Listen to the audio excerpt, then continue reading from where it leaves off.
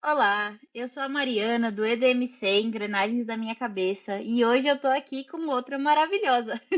Eu sempre estou com pessoas maravilhosas e hoje eu tô com a Priscila Xavier, minha a minha professora que me ensinou muito, muito, muito sobre teoria polivagal e eu tô muito honrada que ela tá aqui com a gente hoje, porque para mim é muito especial poder passar esse conhecimento para vocês. Eu sou a pessoa que sempre fala de teoria polivagal.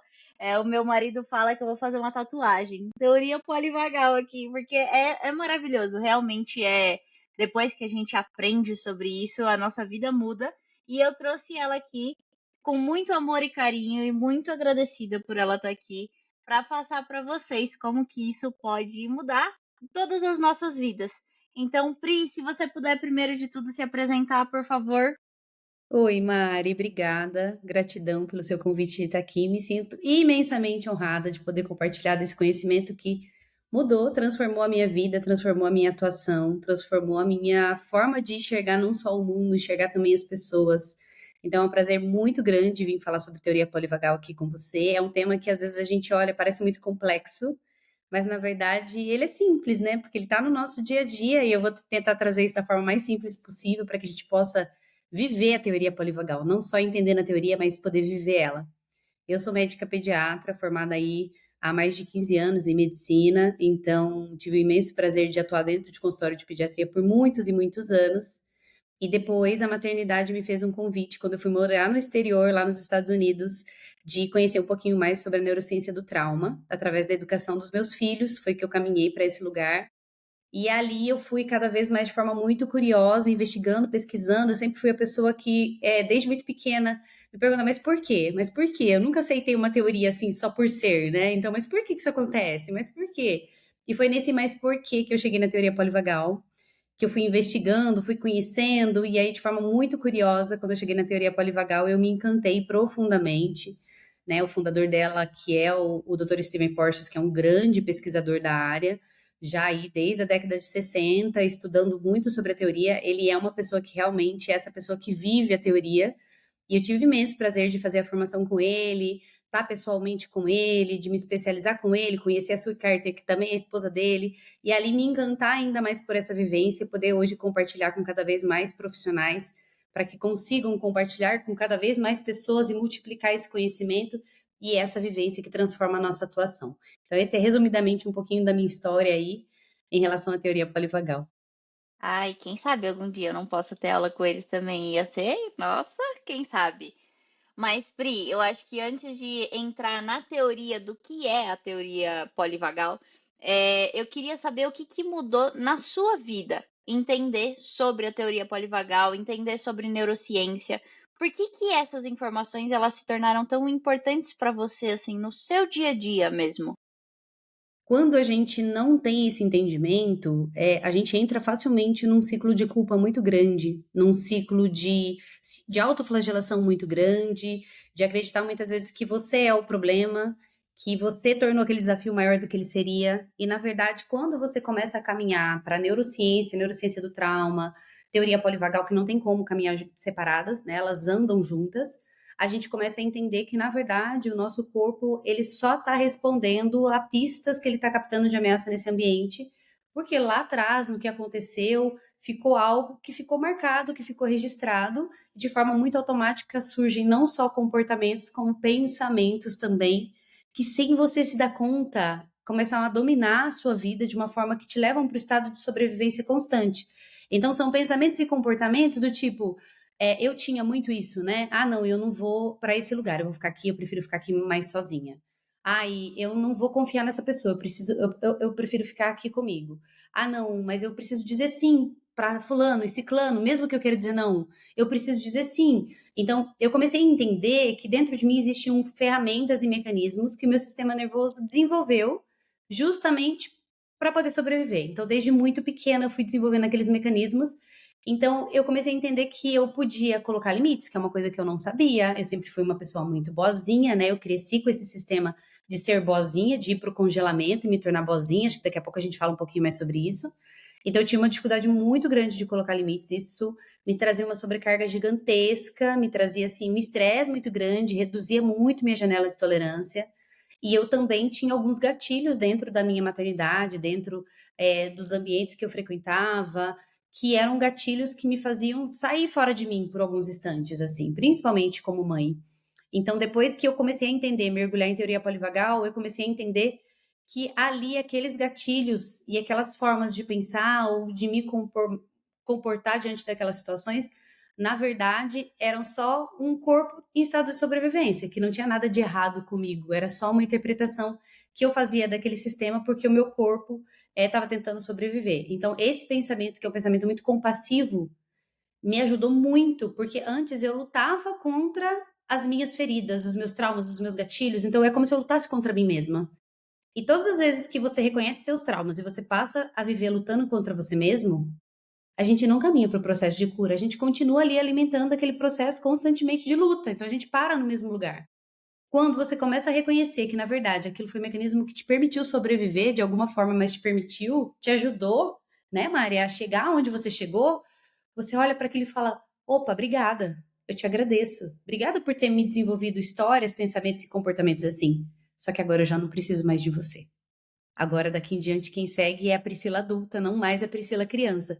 Então, esse pensamento compassivo de acolher aquela parte que um dia me ajudou e não mais ficar lutando contra ela, me ajudou muito a ressignificar muita coisa e caminhar de um outro lugar. E a não exigir mais perfeição. Porque quando a gente começa a entrar em contato com esse conhecimento, por um tempo, quando a gente está ali com os filhos, quando a gente está ali com o parceiro e a gente acaba, de certa forma, errando na forma como a gente gostaria de comunicar ou de dizer alguma coisa, e a gente já tem o conhecimento, é como se a gente dissesse: poxa vida, eu tô ali o tempo todo, ensino sobre isso, e eu mesma não tô conseguindo. Então eu entrava muito nesse pensamento de autocobrança excessiva, de achar que podia existir uma, aspas, perfeição, né? A gente sabe que não existe, mas eu me cobrava muito mais.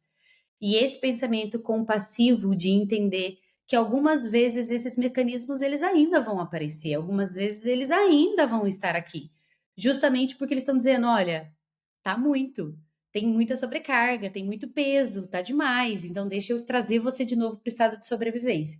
Isso fez com que eu conseguisse e consiga até hoje recalcular a rota muitas vezes e entender que não é mais sobre perfeição. Maravilhosa. E você foi falando e eu me lembrei de quando eu entrei em contato com a neurociência, né? Antes de tudo isso, eu lutava muito com o meu corpo. Eu lembro que eu não respeitava. Eu acho que quando a gente entra nesse caminho, a gente passa a respeitar mais o nosso corpo, né? Então, eu me lembro de falar assim: não, não, não é assim, eu que vou mandar aqui, entendeu? Não vai ser o meu corpo que vai me mandar, eu que vou mandar. E eu não entendia as coisas, mas você passava muito por cima do que você precisa, né? Do que o seu corpo precisa. E eu me lembro que quando eu comecei a estudar neurociência, eu falei assim, cara, não tem como eu competir com isso. Não tem como eu tentar fingir que isso não existe. Isso é muito forte. E eu acho que não é uma visão de tipo, ah, isso é muito forte, eu desisto. Não, é uma visão de isso é muito forte, eu vou respeitar, eu vou agradecer, como você disse, eu vou agradecer por toda a proteção que isso me trouxe, mas eu vou aprender a trabalhar de uma maneira que acomode isso e me permita seguir em frente. Eu acho que é esse respeito que faz com que a gente possa passar para o próximo nível, digamos assim. E foi muito maravilhoso isso, porque eu tinha me esquecido desse processo. Você foi falando, eu me lembrei claramente assim, e eu acho que para mim a palavra foi respeito. É respeitar o nosso corpo, coisa que a gente esquece tão, tão cedo, né? E quantas vezes eu me peguei assim, Mari, de pensar: poxa vida, eu tô aqui ensinando sobre respeito, né? Ensinando sobre a criança poder colocar limites, ensinando esse adulto a respeitar essa criança. E quando eu olho para mim mesma, o movimento é um movimento que não tem esse respeito, que não tem essa compaixão, que não tem essa empatia pelo meu próprio processo, que eu não consigo, não estou conseguindo entender aquilo que está acontecendo dentro de mim, estou aqui me julgando, me condenando, me autoflagelando, entrando de forma muito automática nos meus estados de defesa aqui, sem me dar conta de que na verdade é um pedido de socorro e que na verdade esse corpo ele só pede um pouquinho mais de calma, paciência, né? Olha para mim, Sabe aquele olhar que você nunca teve e agora é o momento de você ter para si mesmo? Porque o mundo nunca te deu aquele olhar compassivo, né? Eu me senti muito cobrada sempre, desde muito pequena. Eu venho de um ambiente de muita cobrança, de cobrança excessiva, e eu cresci com essa autocobrança. Então, desligar essa autocobrança para mim foi extremamente difícil. Não vou dizer para você que eu vivo num lugar sem ela. Eu ainda entro muito facilmente nesse lugar de autocobrança excessiva, às vezes de perder até um pouco do sono da madrugada, de me cobrar de fazer algo que eu não fiz. E a teoria polivagal e a neurociência, elas entram nesse lugar de dizer: poxa, essa autocobrança precisou acontecer lá atrás, justamente para eu poder sobreviver naquele ambiente. Aquele que ambiente exigiu. Agora eu olho para mim com compaixão, eu agradeço e eu ressignifico. Não tenho que nada. Porque a gente não pode também jogar para outro extremo, de dizer, então realmente deixa para lá, não vou tentar, não vou fazer. Não, é esse olhar de eu caminho, mas eu caminho, lá nos Estados Unidos a gente fala bastante de step by step, passinho por passinho. Então, com muita compaixão pelo meu processo. E muitas vezes entendendo que para a gente dar um passo para frente, às vezes a gente precisa dar dois para trás.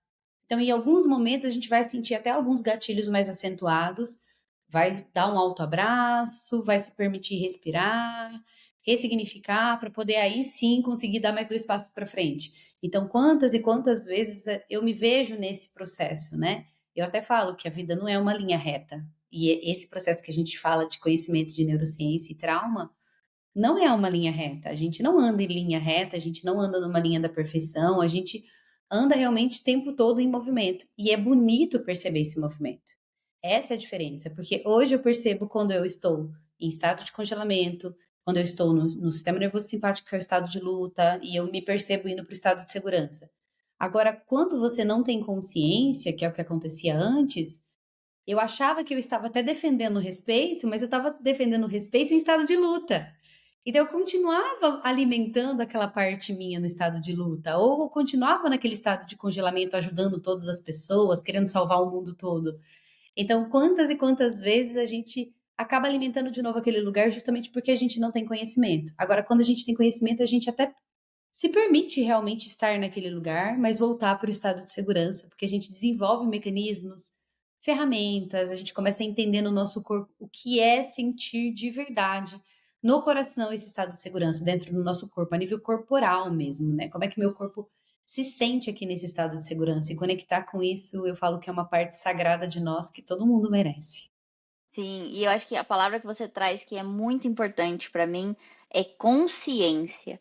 Quando a gente está consciente do que está acontecendo, por mais que você acabe entrando de novo nisso, mas você sabe que você está lá. É diferente, você não consegue sair de um lugar que você nem sabe que você está lá, né? E eu acho que eu queria trazer essa consciência para o pessoal, e por isso eu queria te perguntar o que é teoria polivagal? Se você tivesse que explicar assim para alguém que nunca ouviu falar do tema, o que é a teoria polivagal? Para a gente ter mais consciência disso. Eu vou trazer de uma forma bem, assim, bem simples e fácil da gente entender numa frase.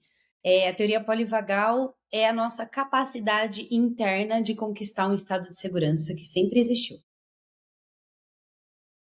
Que sempre Muito existiu. bom. Então, essa capacidade de navegar o nosso corpo para o estado de segurança. A criança, ela tem esse estado de segurança muito mais visível, muito mais nítido.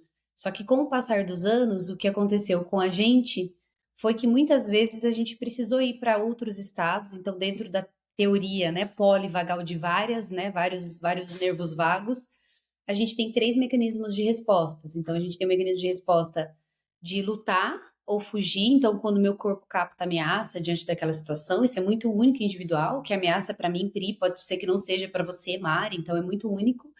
Então, eu capto ameaça, seja do meio externo ou interno, uma dor, um desconforto abdominal, né, um sono, uma sede, uma fome, uma cólica, ou externo, vamos supor, a cor da roupa de uma pessoa que parece muito com algo que me aconteceu lá atrás, que já foi ameaçador, barulho muito alto, ser deixado chorando sozinho, não conseguir ser acolhido, uma mãe que tem uma face muito brava e grita com essa criança, palmada, violência, enfim, várias situações que vão sendo detectadas como ameaça, ali muito individual e único de cada indivíduo.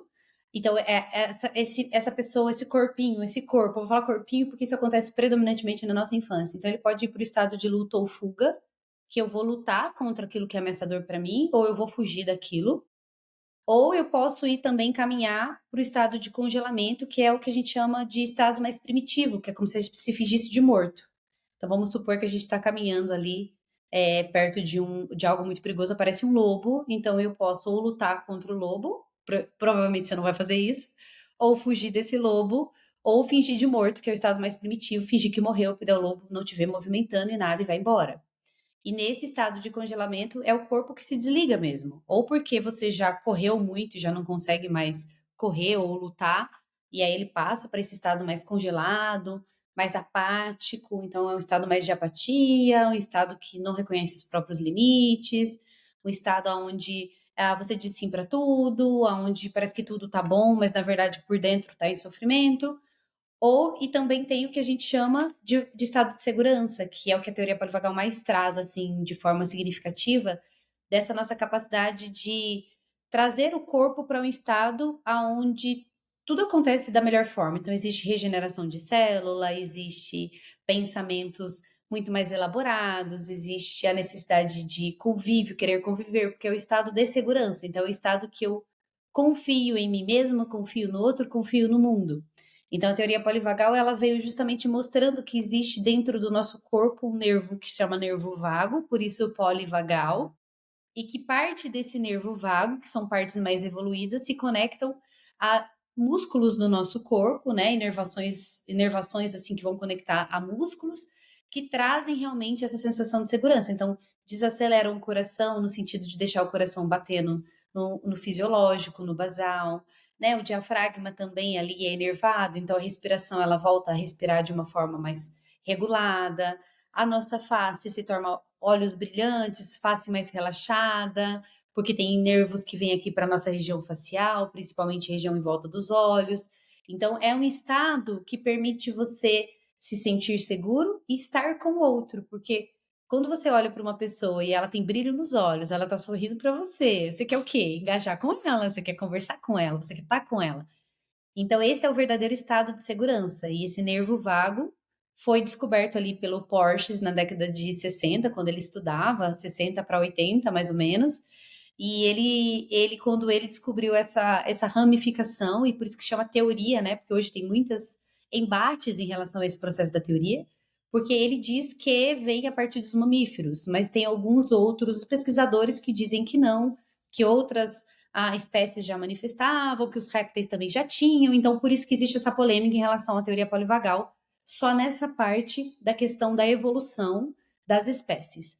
Mas em relação ao que ele trouxe, é que a gente consegue fazer com que esse corpo ele venha para esse estado de segurança. E por que é importante trazer esse corpo para o estado de segurança? Porque nesse estado de segurança é que existe a regulação do nosso sistema metabólico, do nosso sistema digestivo. É um corpinho que entendeu que eu não preciso mais fugir de alguém ou fingir de morto, então eu posso realmente ter vida, é vitalidade, né? É relacionamento, é vitalidade, é saúde não só mental, mas saúde também física. Então, por que eu falei da nosso estado de segurança? Porque quando a gente era criança, predominantemente a criança ela vive mais nesse estado de segurança. Você olha para a criança, ela tá criativa, pulando, engajando, falando, cantando, né? Ela tá o tempo todo curiosa. Então, a criança é esse estado de segurança predominantemente. Só que se ela tá num ambiente de muito estresse, né, um ambiente de muita cobrança, um ambiente de muito estresse, e ela vai captando o tempo todo ameaça naquele ambiente. Então, tem gritos com frequência, tem muita ameaça, tem muita chantagem, tem muita pressão, muita correria o tempo todo. Esse sistema nervoso vai entendendo que, opa, existe ameaça aqui, então ativa aí o seu estado de luta ou fuga, ou, dependendo da criança, já vai direto para o congelamento. Então, frequentemente, ela vai se sentindo ameaçada e o corpinho dela vai navegando para esses estados de defesa. E aí, o que era para ser só de vez em quando, porque é natural a gente navegar e voltar para o estado de segurança, se eu vivo num ambiente tóxico, acaba que essa criança ela não volta para esse estado de segurança. Para ela poder sobreviver, ela predomina nesses estados de alerta, esses estados de ameaça, esses comportamentos e pensamentos que vão alimentar ela justamente nesse lugar de defesa, porque se ela sair de lá e vier para o estado de segurança, que é liberdade, quer correr, algo pode atacar de novo. Então é como se o corpo dissesse para ela, olha, permanece aí nesse estado porque a ameaça ela é constante. Então a criança, ela à medida que ela vai crescendo, ela vai desenvolvendo ali dentro do sistema nervoso muito mais conexões que ficam, que permanecem, fazem com que ela permaneça muito mais em estados de defesa, seja ou essa trilha de luta ou fuga ou a trilha de congelamento, do que no estado de segurança. Então, por isso, quando a gente vai ver lá na idade adulta, a gente muitas vezes se depara com a gente, aí eu vou falar de mim, né? Por exemplo, estado de congelamento é o meu mais predominante, mas às vezes eu vou ali para o simpático, que é o meu estado de luta ou fuga, que é um estado muito mais agitado. Mas o congelamento é nada mais é do que essa apatia, às vezes o desânimo, o se sentir menor que todo mundo, o se sentir impotente diante das pessoas, o não querer estar com ninguém, o não conseguir confiar nas pessoas. Então, esse é o estado que é o estado de congelamento, que é o estado mais apático. E o estado de luta ou fuga, que é o estado que eu ficava muito nesses dois, né? Tanto no congelamento quanto no simpático, que é o luta ou fuga. É um estado de muito mais crítica, então gritos, perder a paciência, é, a sensação de competição o tempo todo. Então é esse estado de que, cara, eu vou fazer sozinho, porque se eu não fizer sozinho, ninguém vai fazer, sabe? Então é essa sociedade que a gente vê hoje muito nesses dois lugares. E o estado de segurança é um adulto que é o adulto que confia no outro, é o adulto que quer estar junto, que é essa maravilha que a gente vê ali na NTI, né, Mário, onde você faz parte, que você quer estar junto, que você confia no outro, que você quer dar as mãos, que você quer compartilhar, que você quer ajudar todas as pessoas, não no sentido de ser salvador, mas no sentido de compartilhar mesmo aquilo que é bom. Você confia em si mesmo, você entende que você é único no mundo, em relação àquilo que você entrega. Então, é um estado de confiança, é um estado de segurança. E os pensamentos e comportamentos te alimentam nesse lugar também de confiança e de segurança. Então, isso é muito bonito, porque quando a gente aprende a olhar para isso, principalmente esses pensamentos e comportamentos, qual deles eu predomino, eu consigo saber aonde eu estou. Não no sentido de eu vou me cobrar virar uma pessoa zen e tá o tempo todo ali, só no estado de segurança, isso é humanamente impossível, mas a gente aprende a navegar.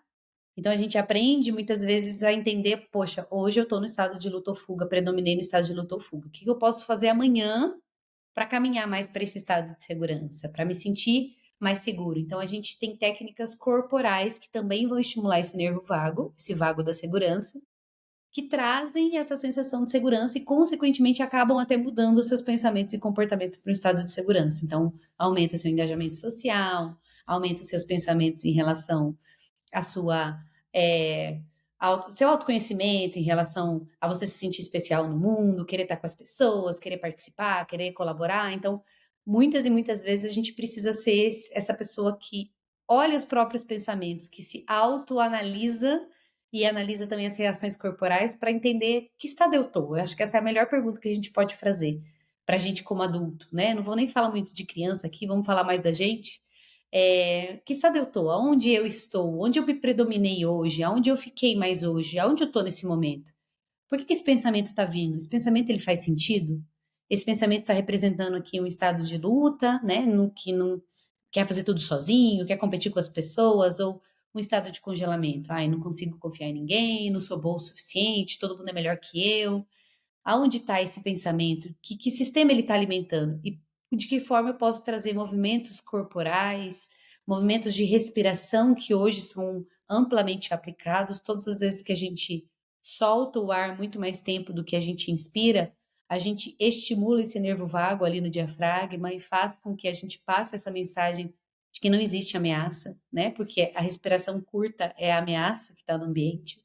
Então, fazer o inverso e respirar bem lentamente vai mostrando para o seu sistema nervoso que está tudo bem. E a gente chama isso de técnica bottom-up, né? Então, você está mandando mensagem do corpo para sua mente, mudando seus pensamentos, mudando a forma como você vai se relacionar com você mesma, com o mundo, com as pessoas.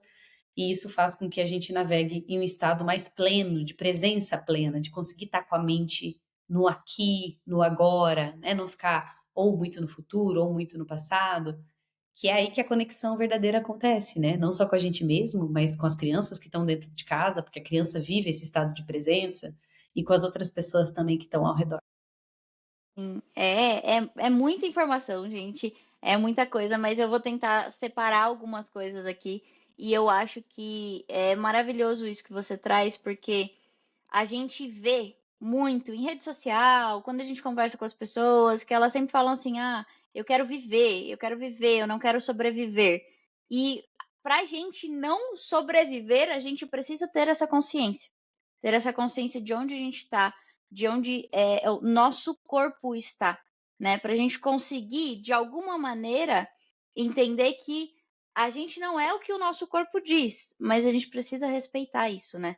Eu acho que essa consciência mesmo, ela é maravilhosa e ela é uma das poucas coisas, eu não vou falar a única, porque eu não sei, mas do meu ponto de vista seria a única, mas a gente deixa aqui aberto. Mas eu acho que é uma das poucas coisas que faz com que a gente possa realmente viver e não sobreviver. É a consciência de quem nós somos e o que o nosso corpo traz para a nossa própria vida, né? E eu queria trazer um pouquinho para eles, Pri, que a gente aprende sobre essa hierarquia desse sistema nervoso. E essa hierarquia, para mim, ela foi muito importante na hora de entender como navegar por isso. Então, eu queria trazer isso de alguma maneira para eles, para que a gente possa, depois disso, falar um pouquinho sobre as técnicas. Mas se você puder falar um pouquinho dessa hierarquia, por favor. Uhum. De acordo com a teoria polivagal, a hierarquia é um dos princípios, né, muito importantes ali dentro, corregulação, neurocepção e hierarquia. Então, dentro desses três princípios, a hierarquia traz para a gente que a gente não consegue, vamos supor, eu, Pri, né, estado de congelamento predominante, eu não consigo sair do meu estado de congelamento e já ir direto para o estado de segurança. Então, eu preciso primeiro me descongelar. Como é que a gente descongela? É basicamente isso, né? Como é que a gente descongela? Se aquecendo, né? Vamos pensar num gelo ali, numa pedra de gelo. Aquecendo, então precisa ter movimento. Então, antes eu preciso ir para o sistema nervoso simpático para depois ir para esse estado de segurança. Então, é essa navegação necessária, que é chamada hierarquia, e é esse caminhar que se faz necessário para que a gente atinja esse estado de segurança. Então, primeiro, me identifico numa zona de congelamento, eu preciso fazer mais movimentos, eu preciso fazer mais atividades, eu preciso convidar o meu corpo a se movimentar mais, para então eu me sentir segura. Tem uma paciente minha que passou comigo há um tempo, uma mãe, e ela me disse assim: Pri, eu me sinto muito congelada. Eu me sinto muito, muitíssimo congelada e eu queria conseguir conectar mais com os meus filhos e com as pessoas ao meu redor e viver num estado mais pleno de segurança. Mas eu sinto que o congelamento é muito automático para mim. E eu passo mais de 80% do meu dia em estado de congelamento. O que eu faço? E aí eu falei para ela: existe alguma atividade que você goste de fazer? E ela disse assim para mim: eu gostava muito de correr. Só que eu não consigo mais. Por que que ela não consegue? Porque a mensagem que o corpo passa é: se você for correr, existe uma ameaça lá fora. Então fica quietinho dentro de casa. Então é uma resposta de defesa, são pensamentos e comportamentos de defesa para ela. Então eu trouxe isso para ela, essa questão dessa interpretação de que o sistema nervoso dela está fazendo, de que existe uma ameaça, e disse para ela: você já tem consciência que não tem essa ameaça. Então o primeiro passo, a consciência. Essa ameaça não existe. Só que você não vai sair lá fora e correr 5 quilômetros amanhã, né? Pra já descongelar, assim, a gente não pode fazer isso. Eu sei que existe muitas informações, principalmente em rede social, né, Mari? É só querer, né? É só querer. Mas a gente sabe que para o nosso cérebro não é tão simples assim. Porque se você faz esse esforço, que é um esforço muito a mais do que ele dá conta, você pode entrar num outro extremo e voltar para o congelamento mais intensamente ainda, que é o que a gente chama de burnout, né? Então você faz um esgotamento muito grande, por quê? Você não recuperou o estado de segurança, você só está forçando esse corpo a algo que ele não tem espaço ainda. Ele ainda se sente muito ameaçado. Então, a hora que ele parar, ele vai parar total de novo. Então, o ideal é você. E eu sempre gostei disso. Olha que eu nem mergulhava tanto em teoria polivagal. Aliás, nem tive acesso a isso na faculdade de medicina, infelizmente. Gostaria de ter tido. Mas eu sempre fui uma médica que eu não era o tipo de médica que dizia: olha, suspende de uma vez, tira de uma vez, faz de uma... Eu sempre gostei de algo gradativo, sabe? Eu sempre gostei de respeitar o corpo humano. de entender que existe um processo para cada pessoa. E aí, dentro da teoria polivagal, a gente precisa respeitar esse processo. Então, se eu estou predominantemente em estado de congelamento, o que eu posso fazer que me exige mais movimento, mas que não vai me levar para um esgotamento que me congele ainda mais? Então, eu até falei para essa mãe, o que você acha de você dar uma volta em volta de casa? 5 minutos, você consegue? Ai, consigo. Então, ela começou a dar uma volta em volta de casa por alguns dias. E agora, você acha que você já consegue percorrer ainda mais, dar uma volta no quarteirão e ir aumentando um pouquinho mais? E aí passou mais ou menos um mês e meio, ela já estava começando a correr de novo. E aí ela estava saindo do congelamento. E aí, sentir ela saindo do congelamento é mostrar para ela: você sentiu o seu coração acelerar? Você sentiu ele pulsar mais forte? Senti. Então, todas as vezes que você sentiu o seu coração pulsar mais forte, coloca a mão nele, respira devagar e vai sentindo ele desacelerar. Você está conquistando o estado de segurança. Aí você fez essa questão da hierarquia, você caminhou dessa forma. Então, é importante a gente mostrar que existe, a gente mostrar não, a gente viver, né, Mari? Que existe Uhum, esse processo, existe um processo de respeito nessa caminhada também. De que forma eu vou trazer esse estado mais ativo, por exemplo, dentro do carro. Então, estou dirigindo. A gente acaba entrando no que você falou, né, das práticas. Mas eu estou dirigindo e eu estou sentindo que eu estou no congelamento. Eu posso colocar uma música bem alta, por exemplo, e gritar junto com a música e mexer meus braços, né? Vira e mexe, eu faço isso. Falo que a pessoa aqui da cidade do interior vai achar que eu sou doidona. E mexer meus braços e balançar a cabeça. Às vezes eu tô tomando banho e eu tô movimentando mais. É muito bom movimentar braço, movimentar quadril, né? Fazer um movimento de chacoalhar as mãos. É você ir dando movimento para o seu corpo, né? Ninguém vai exigir de você ficar dançando 1 hora para descongelar, mas aos poucos você vai mostrando para esse corpo: existe vida aqui, existe movimento. Então eu estava congelada, consegui correr, fugir, que é o estado de luta ou fuga, e agora eu conquistei a segurança. E aí, quanto mais a gente vai fazendo esse caminho através dessa hierarquia, mais o nosso corpo vai aprendendo a vir para o estado de segurança, porque ele vai entendendo que é seguro estar ali de novo, não tem mais ameaça. Eu posso estar ali, eu conquistei, eu fiz a resposta toda que um dia foi paralisada lá atrás, agora eu consegui fazer o processo de mobilização inteira e conseguir movimentar de volta para o estado de segurança, porque o trauma nada mais é do que isso, né? O trauma é interromper esse processo onde eu comecei uma resposta porque eu senti uma ameaça e não fui até o fim. E eu congelei, eu fiquei ali no meio do caminho. Eu não voltei para o estado de segurança, porque não tinha ninguém me acolhendo, porque eu não consegui realmente resgatar essa segurança, porque eu me senti sozinha, porque a situação era intensa demais e todo mundo perto de mim estava desregulado.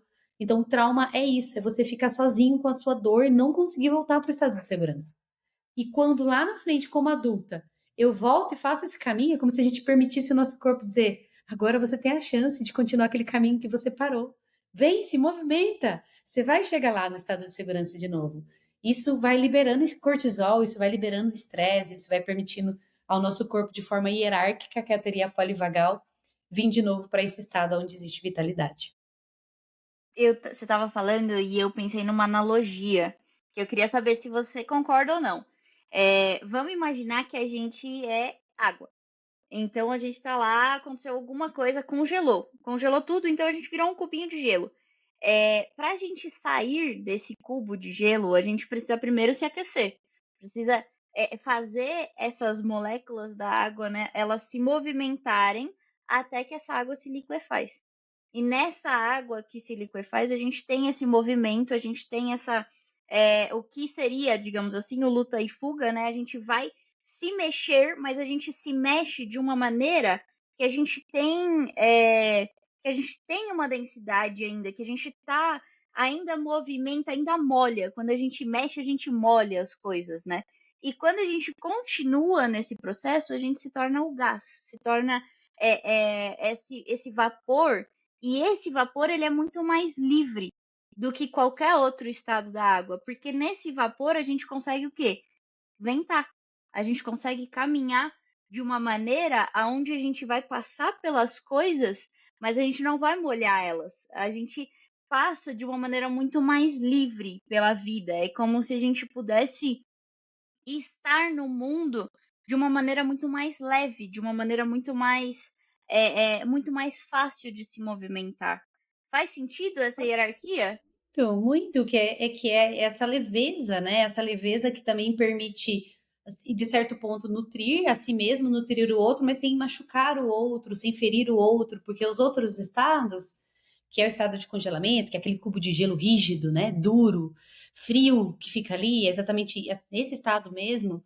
E depois, quando vai tendo aquele movimento ainda muito rígido, aquelas ondas que batem, eu pensei até nas ondas do mar, né, batendo muito forte ali, rompendo pedras, também tá machucando, né? E aí, quando você vai para um estado mais leve, mais suave, né? Que esse estado onde tem o vapor, onde tem muito mais leveza, onde tem ainda assim hidratando, entrando em contato, mas de uma forma muito mais leve, suave. E me lembrou muito a brisa, né? Quando a gente tem uma brisa gostosa, quando você sente aquela brisa caindo, então vem muito para esse lugar. É perfeito, é isso aí, Mari.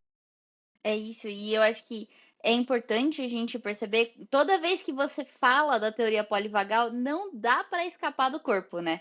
Não, não dá. Eu vejo que você vai explicar e você traz esse olhar para o corpo. Eu queria só passar rapidinho para o pessoal mais uma vez como que o seu corpo fica em cada estado. De um jeito assim, bem, eu sei que você já comentou, mas só para ficar muito claro para todo mundo que está escutando a gente aqui.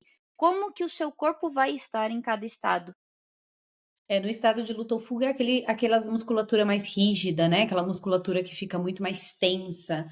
Então, a pessoa, aqui falando a nível corporal, é uma pessoa que tem muito mais tendência a dores musculares, a insônia, despertares noturnos, comportamental, a gente pode falar de estado de luta constante, então uma pessoa que discute muito facilmente, perde muito facilmente a paciência, é fácil a gente encontrar no trânsito, né? Essas pessoas, então, do nada a pessoa tá gritando, a pessoa tá. Falta empatia, então existe falta de empatia, existe falta de compaixão, então são pessoas que competem demais, que têm um estado muito rígido, muito rigoroso. Já o estado de congelamento é aquela pessoa que parece que não tem força, sabe? Que não tem força muscular, então você vai olhar aquela pessoa, você olha aquela pessoa, uma face de desânimo mesmo, de olhar para baixo, de uma face mais para baixo, de um olhar muito mais apático, sem brilho. Então é como se não tivesse vida, como se a vida não tivesse acontecendo ali, como se você não sentisse literalmente mais o seu corpo. Essa dificuldade de sentir o corpo. O estado de congelamento é muito difícil sentir o corpo. Pessoas que ficam muito tempo nele têm muita dificuldade às vezes de meditar, por exemplo. Então não consegue sentir o corpo. Não porque não quer, mas porque precisou sair do corpo para poder sobreviver, né? Congelou o corpo. Então é um estado que mentalmente é uma pessoa que se sente muito impotente, se sente incapaz, se compara com todo mundo e se acha péssima todas as vezes que se compara. Tipo, ai, todo mundo é melhor que eu, só eu que não. Ai, é melhor eu nem fazer, é melhor eu nem estar com essa pessoa, é melhor eu nem ir, eu sou péssima, eu sou horrível mesmo. Então, são pensamentos, comportamentos e estados corporais que vão te alimentando constantemente naquele mesmo estado. Porque é ruim? Porque esse sistema nervoso é ruim? Não, porque ele entendeu que permanecer naquele estado é sobrevivência. Agora, estado de segurança, que é o vago ventral, né? Que é o nosso estado vital, assim, de vida, de vitalidade. É o estado onde existe leveza de movimento, leveza de expressão, brilho no olhar. Eu acho que é muito fácil a gente identificar. O vago ventral é só olhar para uma criança. Então, existe leveza no movimento, existe criatividade, existe a vontade de estar com o outro, um movimento de compaixão com si mesmo, compaixão com o outro, empatia. Então, é ser humano. Ser humano. Eu falo que aqui é o que a gente deveria ser, né? A gente não deveria ter ficado tanto tempo ali preso nos nossos traumas, mas a gente deveria ficar muito mais no estado de segurança. Então, o estado de segurança é essa vitalidade, essa leveza, essa flexibilidade, né? Então, você sente a pessoa muito mais leve, musculatura mais leve, postura mais leve, forma de gesticular, de falar, enfim, conecta muito mais. São pessoas que a gente se conecta mais. São pessoas até mais fáceis da gente se conectar, porque é um estado que contamina, né? Até falo muito isso, né, Mari? Seja o vago ventral na vida de alguém, né? Convide essa pessoa através do seu olhar, através da sua voz, através do seu sorriso, através do seu movimento corporal, convida essa pessoa para vir para esse estado de segurança. Corregulação é contagiante. Eu adoro isso. Para quem não sabe, quando a gente fala que a gente está nesse estado regulado, seria nesse estado do vago ventral da segurança. E a corregulação é o se corregular com outras pessoas. E eu acho que, para mim, uma das coisas mais bonitas da teoria polivagal é que ela mostra pra gente que o estado de interdependência, o estado de querer estar com o outro, de se conectar, essa conexão, ela é o nosso natural. A gente aprende, o mundo aí fora, ele tenta provar pra gente vezes e vezes que o nosso natural é preso numa montanha sozinho, cultivando nossa própria comida para não ter que interagir com alguém nem no mercado. Então, assim, a gente acaba se contando essa história de que estar sozinho é o para que a gente foi feito. E isso está completamente distante da nossa natureza real, da nossa natureza interna de seres humanos, né? E para mim a teoria polivagal ela traz esse olhar dessa necessidade, dessa interdependência de estar com o outro e da liberdade que existe em se perceber uma pessoa interdependente, uma pessoa que precisa dessa conexão. O que é diferente de uma pessoa que vai se moldar para ter essa conexão. É uma pessoa que é completa por si só, mas que precisa dessa relação, desse relacionamento. E isso é uma coisa assim, que quando a gente cria essa consciência, pode mudar realmente a nossa vida, as nossas relações. E uma coisa que eu estava pensando, que me perguntaram essa semana, eu queria que se você puder falar um pouquinho sobre isso, que é desse ficar duro que a gente fica, desse não conseguir, por exemplo, estar dentro de um abraço. A gente sabe que tem muitas pessoas que quando vão tentar se relacionar de uma maneira, até às vezes com crianças, que vão tentar estar lá, abraçar, ter esse contato físico, elas se fecham muito e é muito difícil para elas. Então, se você puder falar um pouquinho sobre isso, por favor. Muitas vezes, o corpo nosso corpo, né, vou dizer nosso, porque isso é muito comum, não só com algumas pessoas, isso é muito comum, em relação ao nosso desenvolvimento, principalmente quando a gente vai falar da nossa geração tá falando 30 a mais aqui, porque a gente veio de uma geração onde existiu muito a questão da punição, através da punição corpórea, punição física, né, ameaça, chantagem. Então, de certa forma, o sistema de defesa, esse nosso sistema nervoso autônomo, ele precisou desenvolver defesas e ele começou a entender que toque era ameaçador, toque é perigoso. Quando a gente pega situações em relação a traumas por abuso sexual, também o toque fica extremamente ameaçador. Então, isso é uma coisa que a gente sempre tem que avaliar.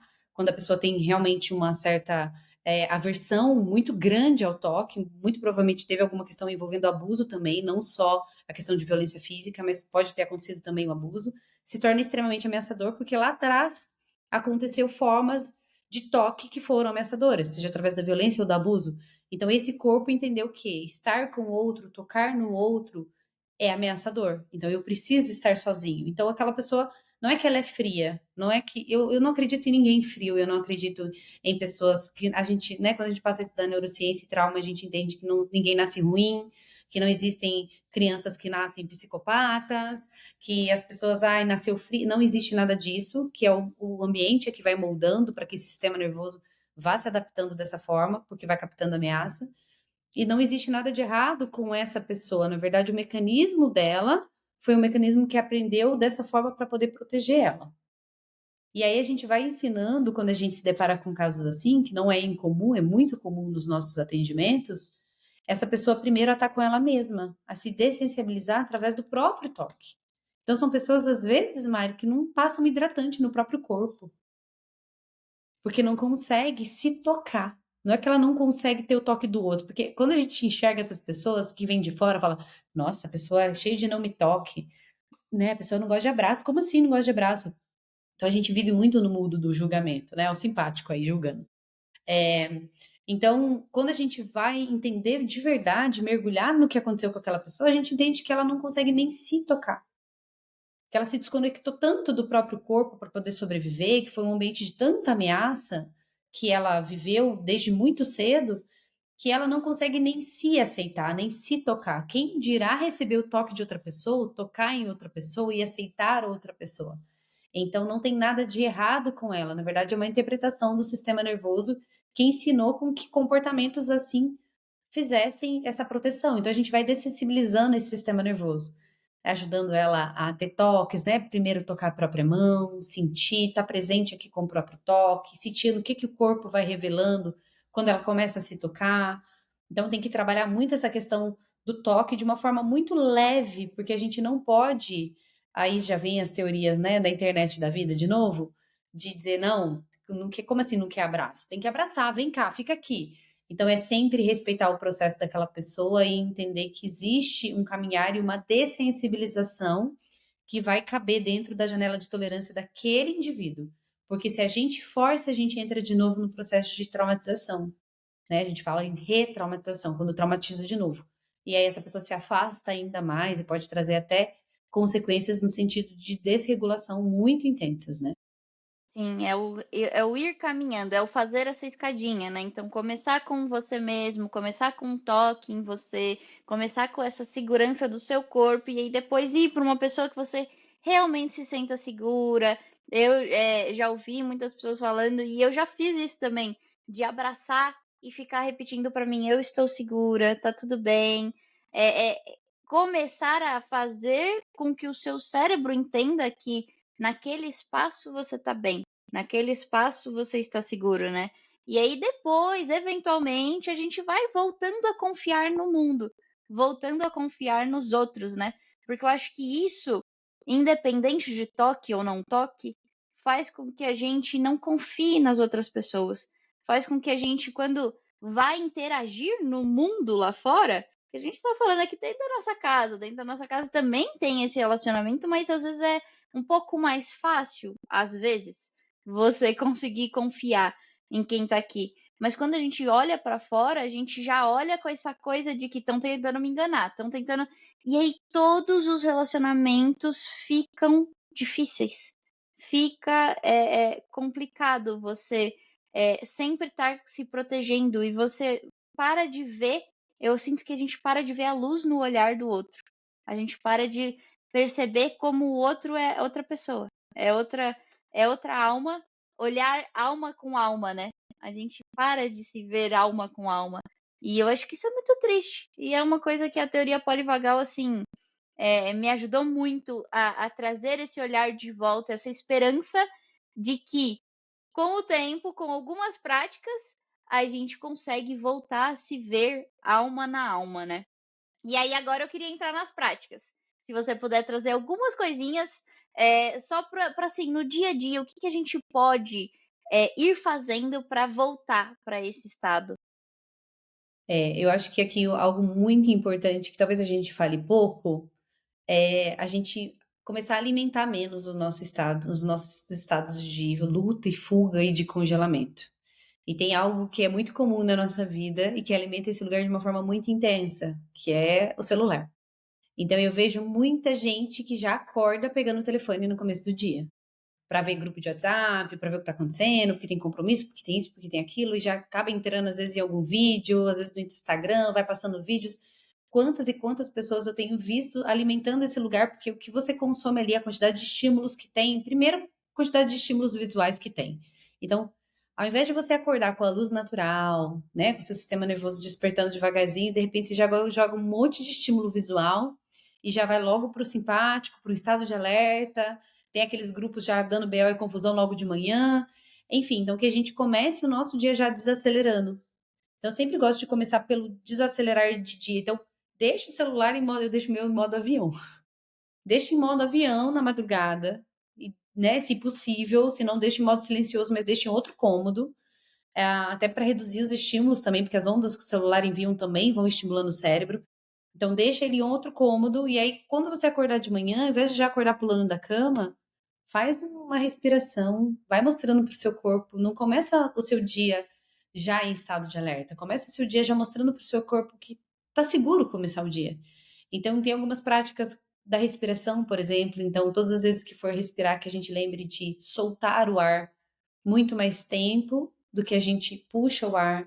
Então, eu gosto do 4-4-7. Então, eu inspiro pelo nariz, contando até 4, seguro contando até 4, abro a boca, tiro a língua do céu da boca até 7 e solta. Se eu fizer 5 vezes isso, o meu corpo já vai dar uma entendida ali que, opa, tá seguro, porque se a respiração tá devagarzinho ali, é porque não tem ameaça. E já manda toda essa mensagem pro nosso sistema nervoso. Outra prática que eu gosto bastante é tentar, de alguma certa forma, não são todas as pessoas que conseguem, então tem que ter muita compaixão nesse processo, fazer um escaneamento nesse corpo. Qual a temperatura do meu pé nesse momento? Então eu estou convidando a minha mente para estar no aqui e agora. Que temperatura ele está? Que parte do meu corpo mais está relaxada? Ai, qual é essa parte mais relaxada? Ai, né, é aqui o meu ombro.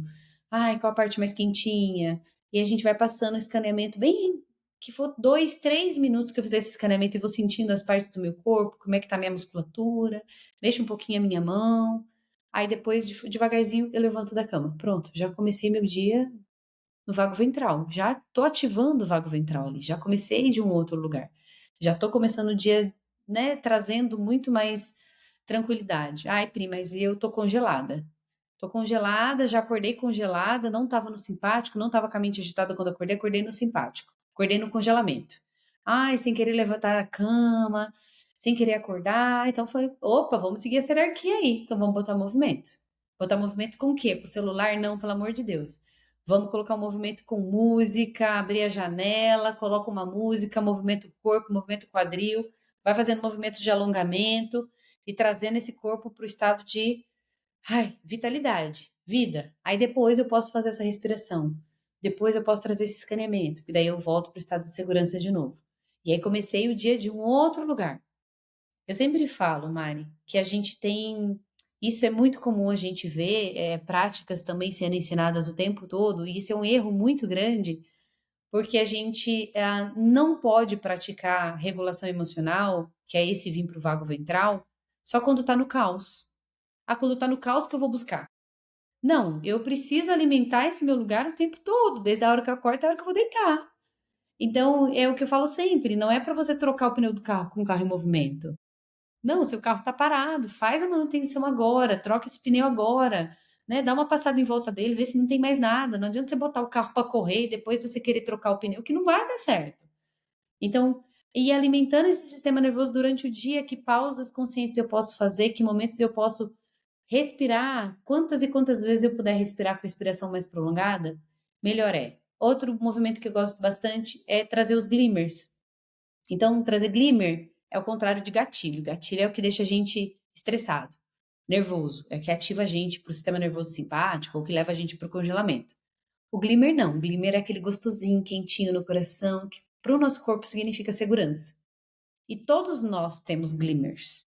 Porque os glimmers, eles estão, assim como as ameaças estão, os glimmers também estão nos 5 sentidos. Então, o que que eu ouço que me traz esse quentinho no coração, essa sensação de segurança? Então, tem uma playlist, sabe? Com músicas legais, com músicas que você gosta de ouvir, que você fala, nossa, isso aqui lembra minha adolescência. Ai, que delícia, Backstreet Boys. Voltei pra minha adolescência aqui agora. Sandy Júnior. Tem a sua playlist para voltar no momento gostoso da sua vida, que traz e conecta com aquela sensação. Não é para ir ouvir aquela música, né, pensando em um milhão de coisas. Não, esteja ali conectando com aquela sensação corporal. Então, 5 músicas que eu gosto de ouvir, 5 coisas que eu gosto de ouvir. Eu, por exemplo, adoro ouvir. Aqui na minha casa tem muito passarinho, né? Então, eu adoro acordar de manhã, me conectar com o som dos pássaros, porque isso me traz. Eu cresci na fazenda, né? Eu me conecto muito com a natureza, porque eu cresci lá e os pássaros também me traziam segurança quando eu era criança. Então eu fecho os olhos, eu fico naquele som, daquele tanto de passarinho, às vezes eu vou sentindo qual é o passarinho que está mais longe, qual está mais perto, em que som que está mais longe, qual se aproxima mais. Então a gente pode ir fazendo. Isso vai trazendo para o corpo segurança, porque ele entende que, opa, se ela está podendo se conectar com diversos tipos de som, ao mesmo tempo, som perto, som longe, é sinal que não está correndo, não está fugindo de nada, não tem nenhuma ameaça. Então também traz segurança. Visualmente. O que que visualmente traz segurança? Olhar para o céu, né? Olhar para o céu e agradecer, olhar para uma flor azul que você tem, para uma flor branca que você tem, olhar uma fotografia de alguém, ou de repente fechar os olhos e se imaginar. Eu adoro me imaginar na praia. Para mim, praia, porque se foi falando, eu já fui imaginando praia aquela hora da água. Porque para mim, praia, nossa, é muito glimmer. Era um momento que minha família se reunia com muita alegria, com muita felicidade, então tinha muita risada. Então, para mim, praia é glimmer, é memória positiva, é coisa gostosa que me acontecia, assim.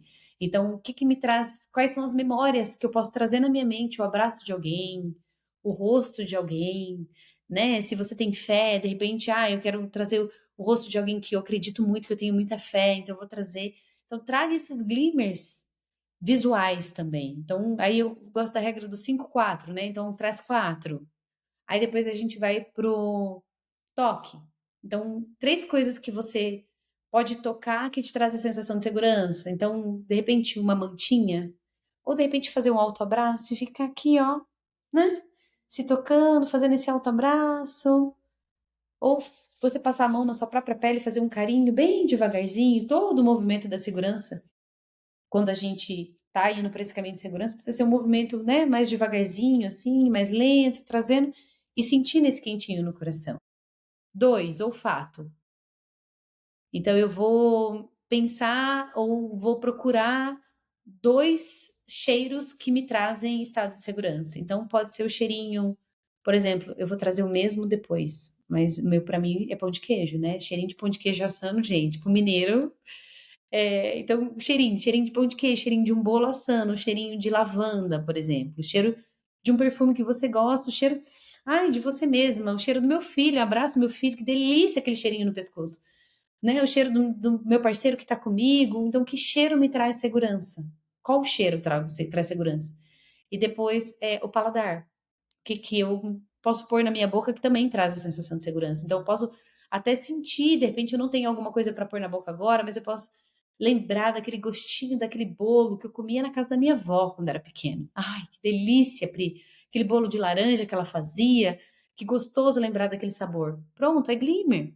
Então, trazer nessa regrinha do 5, 4, 3, 2, 1, às vezes a gente não vai conseguir buscar aquilo naquele momento, mas eu posso trazer através da memória. Então, eu estou resgatando dentro de mim pensamentos que me trazem paz, que me conectam com o estado de segurança. Então, esse também é um exercício que eu falo, tem anotado no seu bloco de notas do seu celular, na capa. Assim, abriu a tela, já está lá. Quais são os seus glimmers?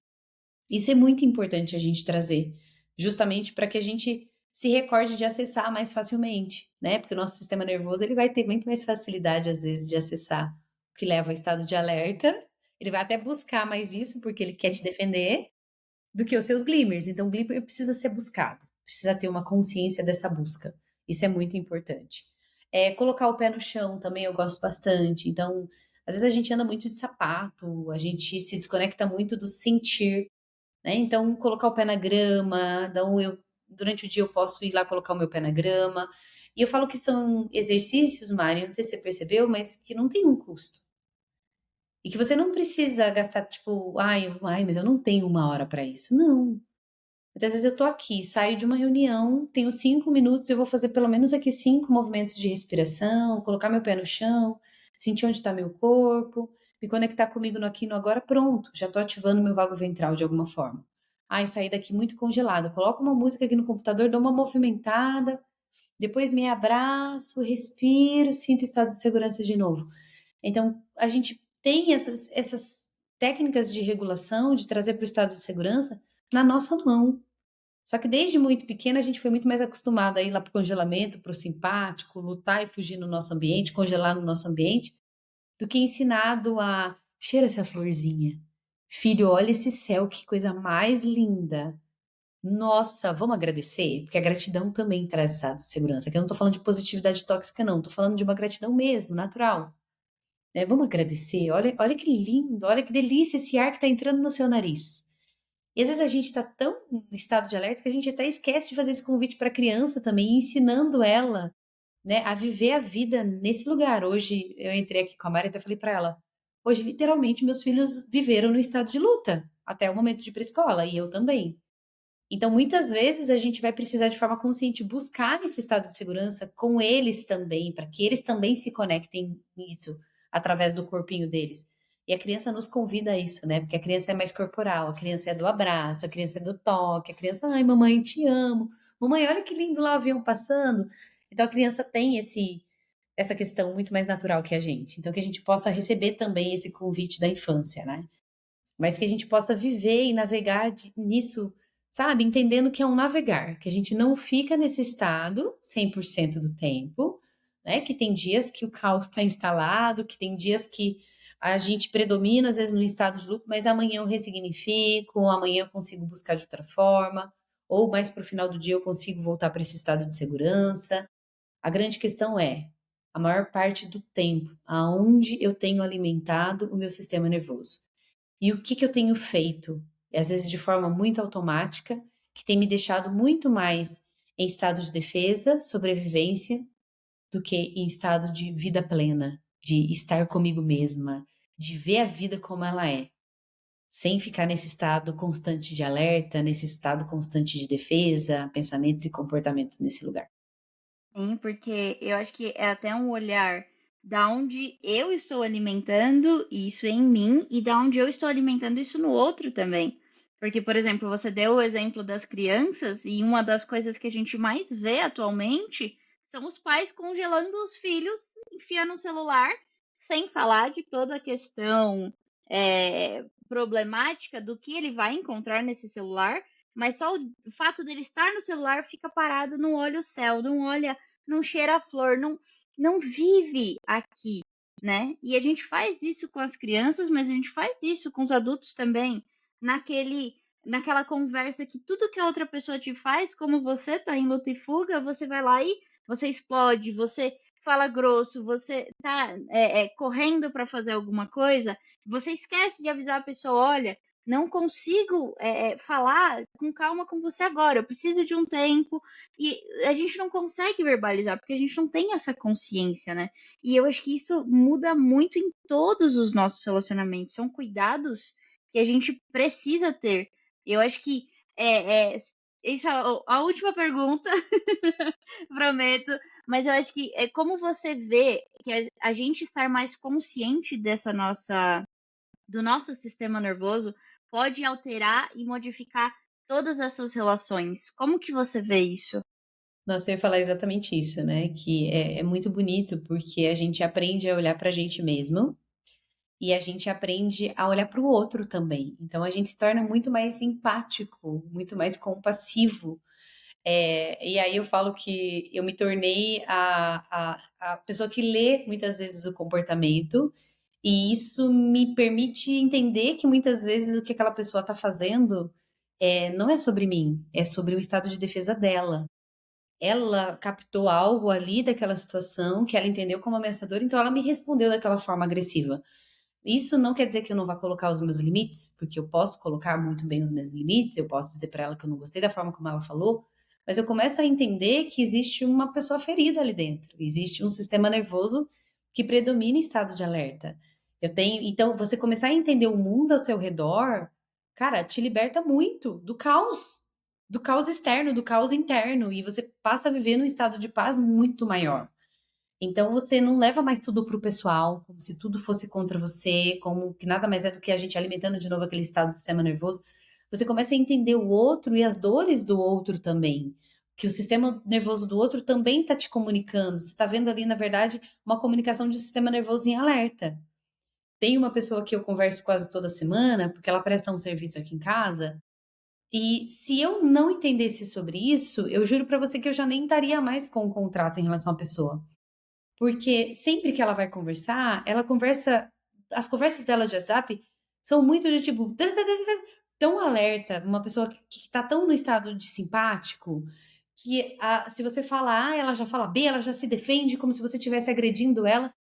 E o que é bonito é que eu entendo que ela não tá falando aquilo contra mim, é o jeito que ela funciona predominantemente no simpático, e eu posso tirar ela daquele lugar. Eu não preciso alimentar quando eu respondo uma mensagem dela. Então, ao invés de responder ela por texto, porque eu costumo às vezes responder por texto que para mim é mais rápido, eu respondo ela por áudio em um tom muito mais calmo, porque eu quero mostrar para ela que não existe ameaça no que eu falei, que eu falei aquilo exatamente porque eu tô tentando ter uma comunicação e não é uma agressão a ela. Então, isso é muito bonito, porque a gente vai desativando as pessoas aonde a gente vai. E a gente vai também contagiando muitas vezes o nosso estado de segurança. E eu acho que isso é uma missão muito bonita também, porque eu falo que todo conhecimento que a gente ganha, depois que a gente ganha, a gente tem uma missão com ele. Você acha, né? Todo mundo acha que vai ganhar aquele conhecimento, vai guardar no potinho e vai ficar só para si. Não, não, não, não. Se você ganhou aquele conhecimento, é porque você precisa levar adiante.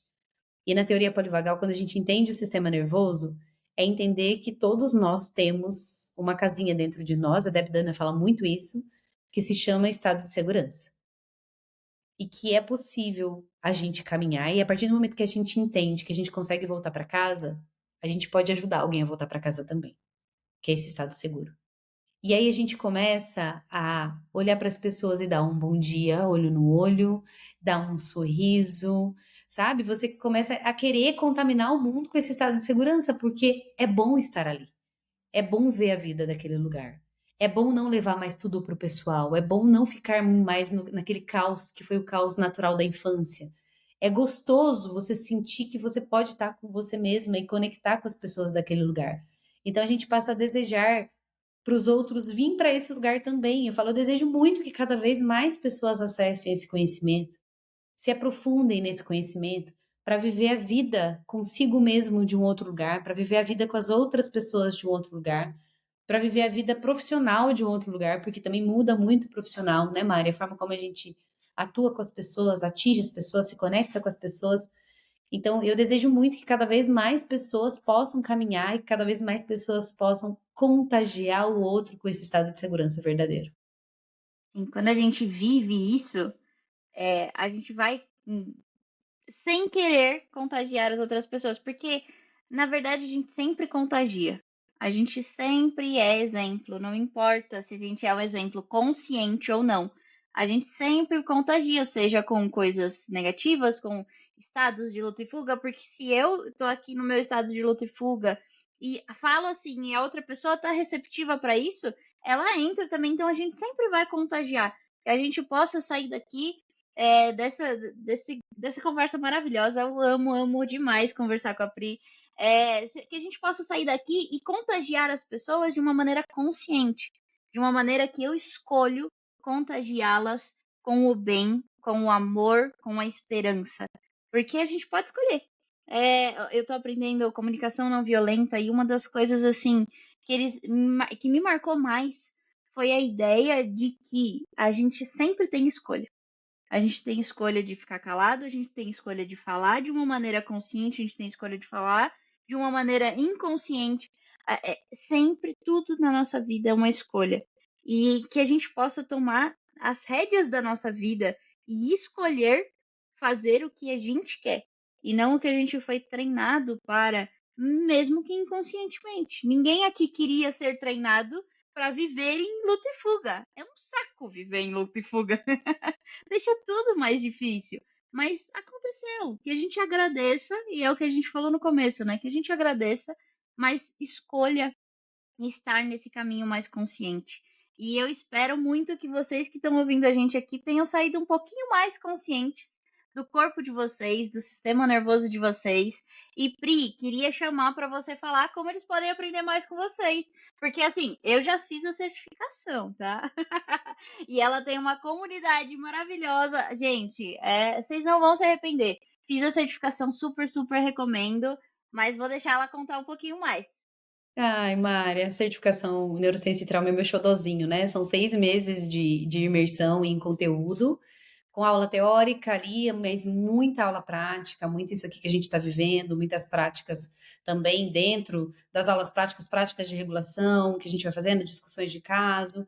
Enfim, é você poder navegar nessa teoria polivagal, navegar nessa compaixão de uma forma muito mais profunda e sair dali transformado, não só no sentido de olhar para o outro, de atender outras pessoas, muitos profissionais estão ali, mas também de olhar para si mesmo. Eu sempre falo, você quer mudar o mundo? Comece mudando a forma como você se enxerga. Exatamente. É sobre isso. E eu sei que você tem outros cursos também um pouco mais curtos, que se for alguém que tenha uma família, que queira aprender um pouquinho mais, mas não tenha esse interesse, ou às vezes a disponibilidade financeira de começar com um curso tão longo, você tem alguns cursos menores, certo?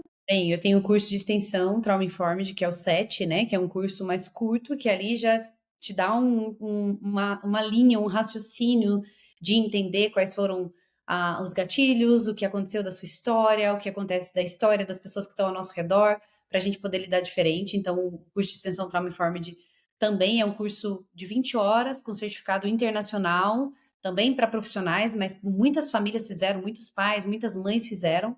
E eu também tenho o curso de prevenção de traumas na infância, que é o CPTI, que é um curso menorzinho com conhecimento para pais e mães, assim. Então, é um curso básico de entrada eu quero saber como eu traumatizo menos os meus filhos. Então, esse curso é para você. E tem um atendimento, os atendimentos que a gente faz também dentro do instituto. Então, a gente tem hoje psicólogas, terapeutas, né? A gente tem educadoras parentais, né? Tem eu como pediatra ali dentro. Então, a gente atende famílias, atende adultos, atende. Quer mergulhar nesse universo, a gente tem todos os profissionais ali que podem te ajudar, com certeza. É só entrar em contato. Maravilhosa, gente. Conheçam a Pri, eu vou deixar o arroba dela aqui para vocês. Me conheçam quem não me conhece também. E façam playlists. Uma coisa que eu não falei e que me ajuda muito são essas playlists. Eu tenho uma playlist que eu nomeei ela de elevar a vibração. Então, toda vez que eu tô meio para baixo, assim, ela começa com algumas preces, músicas que são preces, basicamente. E aí depois vai para algumas músicas mais agitadas, mais esperançosas. Então eu tenho a playlist de elevar a vibração e eu tenho a playlist de meditação ativa, que eu coloco algumas músicas para você começar a mexer o corpo, para tirar toda a energia do corpo e aí depois vem com uma música para dar uma baixada e músicas meditativas. É 20 minutos. Quem quiser essa playlist, comenta aí que eu mando para vocês, porque é uma playlist que tem exatamente 20 minutos e aí você passa por esse processo de fazer o seu corpo se movimentar e depois baixar e relaxar. E isso é maravilhoso. Quando a gente começa a viver isso no nosso dia a dia, é maravilhoso, porque a gente toma controle da nossa vida, toma consciência da nossa vida, vive o que a gente sempre quis viver. E eu espero que todos nós possamos viver o que a gente sempre quis viver e achou que era um sonho e não precisa ser, né? Se a gente tomar os passos, um passinho por dia, 5 minutos por dia, a gente consegue viver o que a gente sempre sonhou. Muito, muito obrigada, Pri, de verdade, do fundo do meu coração. Muito obrigada por estar aqui hoje. Muito obrigada por ter trazido tanto conhecimento. Se você tiver alguma última mensagem para o pessoal, a hora é agora. Ai, Mari, quero te agradecer também. Foi lindo ver o quanto você navega na teoria polivagal, você vive ela assim, né? Você traz com muito amor, com muito carinho, e dá para ver que isso é presente realmente na sua vida. Eu acho que esse é meu grande desejo, que cada vez mais pessoas se permitam estar, conhecer e principalmente viver esse estado de segurança, porque ele é possível. Às vezes parece que não, às vezes parece que ele é distante, às vezes parece que o caos é o nosso natural ou que o congelamento é nosso natural, e não é, e não é. Existe uma casa segura, existe uma morada segura, e quem precisar de ajuda para vir para esse lugar pode contar com a gente, porque você não está sozinho nesse mundo, a gente está nesse mundo para ajudar um ao outro, e que a gente possa caminhar sempre mais juntos, unidos, levando não só esse conhecimento adiante, como levando esse estado de segurança, esse estado que para mim é amor, né? Uma frase que eu digo muito, é que hoje eu mudei a minha definição de amor. Hoje, para mim, amor é segurança. E a gente pode amar mais e a gente pode se amar mais, a gente pode sentir mais esse amor verdadeiro dentro de nós. Muito obrigada, Pri. Muito obrigada para você que ouviu até aqui e até o próximo. Obrigada, beijo. Beijo.